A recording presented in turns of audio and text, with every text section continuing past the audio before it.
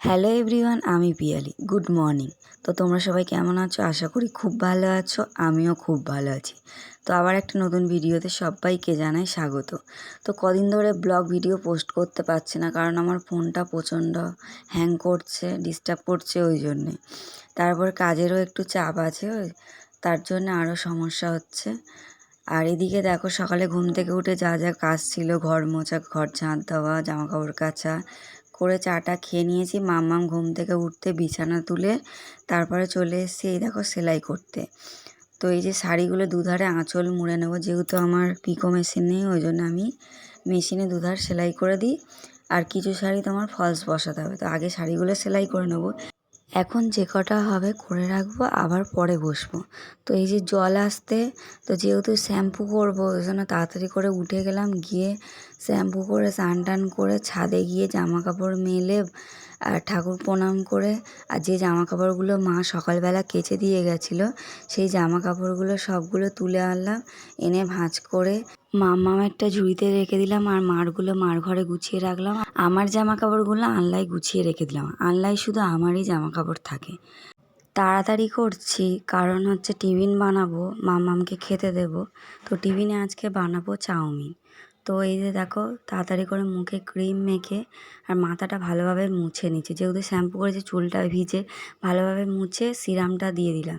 দেখো সিরামটা লাগানোর সময় খুব চুল উঠছিল, সেটাই তোমাদেরকে দেখাচ্ছিলাম। মাম্মাম হওয়ার পরে থেকেই চুল ওঠা শুরু হয়েছে।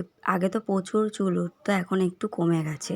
তো সিরামটা দিয়ে এখন মাথাটা ছাড়লাম না, পরে ছানবো। সিঁদুরটা পরে নিলাম চুলটা বেঁধে, তারপর চুলটা শুকিয়ে গেলে তারপরে মাথাটা ছানবো, এখন ছানলাম না। তারপর এই দেখো টিফিন বানাতে চলে এসেছি। তো গাজর, ক্যাপসিকাম, আলু, পেঁয়াজ, লঙ্কা সব কেটে নিয়েছি, নিয়ে চাউমিনটা সিদ্ধ করে এগুলো ভেজে ডিম দিয়ে চাউমিনটা করে নিলাম, নিয়ে সবাইকে খেতে দিয়ে মামাকে খেতে দিয়ে আমিও খেয়ে নিচ্ছি। দেখো তারপরে রান্না করব।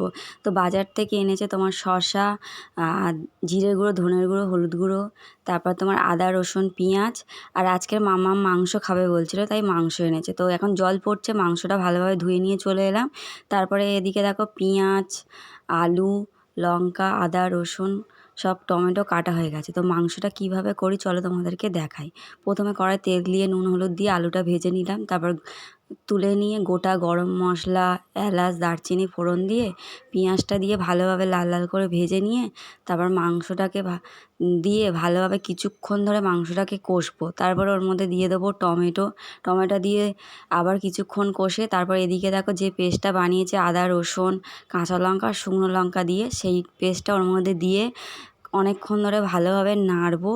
নেড়ে তারপরে দেবো মশলা, হলুদ গুঁড়ো, লঙ্কার গুঁড়ো, জিরের গুঁড়ো, ধনের গুঁড়ো, গোলমরিচের গুঁড়ো, গরম মশলা, লবণ আর একটু হালকা মিষ্টি দিয়ে ভালোভাবে নেড়ে চেড়ে অনেকক্ষণ ধরে কষিয়ে তারপর এদিকে দেখো আমি একটু জল গরম বসিয়ে দিয়েছি, আর মাংস থেকে তেল ছেড়ে গেছে। তো এবার জল গরমটা হয়ে গেলে তো মাংসর মধ্যে দিয়ে দেবো। আর প্রচুর গরম হচ্ছে, দেখো ঘেমে পুরো চান হয়ে গেছি। তো এবারে হচ্ছে মাংসর মধ্যে জলটা ঢেলে দেবো, আলুগুলো দিয়ে দেবো, দিয়ে কষিয়ে কিছুক্ষণ তারপরে এবার জলটা দিয়ে দেবো। তো দিয়ে এবার চাপা দিয়ে দেবো। তো ততক্ষণ ফুটবে, আমি এদিকে যে শাড়িগুলো করেছিলাম সেগুলো দেখো ভাঁজ করে নেবো। তখন আর ভাঁজ করা হয়নি, চলে গেছিলাম তাড়াতাড়ি করে স্নান করতে। তো এই যে ভাঁজ করে নিচ্ছি, আর আমি দেখো পুরো ঘেমে গেছি, ঘাম পুরো টপছে, এত গরম পড়েছে। তার ওপর শ্যাম্পু করেছি, ওই জন্য বেশি গরম হচ্ছে। তো শাড়িগুলো ভাঁজ করে নিয়েছি, আর এদিকে দেখো আমার মাংসটাও হয়ে গেছে। তো মাংসটা আমি বেশি ঝোল করিনি, একটু মাখামাখাই করেছি।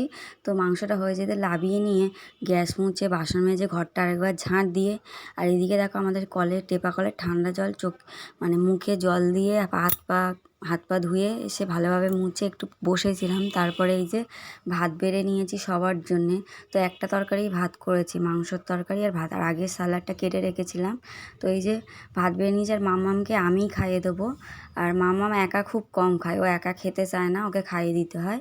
তো এই যে দেখো আমি ওকে খাইয়ে দিচ্ছি, আমি খাচ্ছি, একটা থালায় ভাত নিয়ে নিয়েছি, দুজনে খাচ্ছি।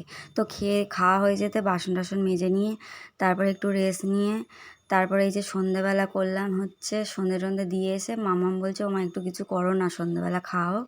তো এই যে দেখো ফিন্স ফ্রাই করেছি, আলুর পকোড়া, যেটাকে বলে। তো এই যে দেখো আলুটাকে কেটে নিয়েছি, নিয়ে ওর মধ্যে লবণ, গোলমরিচের গুঁড়ো, কর্নফ্লাওয়ার দিয়ে ভালোভাবে নেড়ে আর সাদা তেল গরম হতে ওর মধ্যে দিয়ে দিয়েছি। দিয়ে এদিকে আমি চা বসিয়েছিলাম, চাটা খেয়ে নিচ্ছি আর ততক্ষণ ওটা হচ্ছে। তো চাটা ঠান্ডা হয়ে যাবে বলে চাটা আগে খেয়ে নিচ্ছি। তো এটা হতে টাইম লাগবে, যেহেতু হালকা আঁচে আস্তে আস্তে করতে হবে, নাহলে পুড়ে যাবে, আলু সিদ্ধ হবে না। তো এই যে দেখো হয়ে গেছে একবার, তো এবার নামিয়ে নেবো। নিয়ে এই যে মামামকে দিয়ে দিয়েছি, তো মামাম খাচ্ছে। আর এদিকে দেখো আমার সবগুলো হয়ে গেছে, হয়ে যেতে নামিয়ে নিয়েছি। আর খেতে সত্যি খুব ভালো হয়েছে। ভিডিওটা এখানেই শেষ করলাম। কেমন লাগলো ভিডিওটা জানিও। চলো টাটা।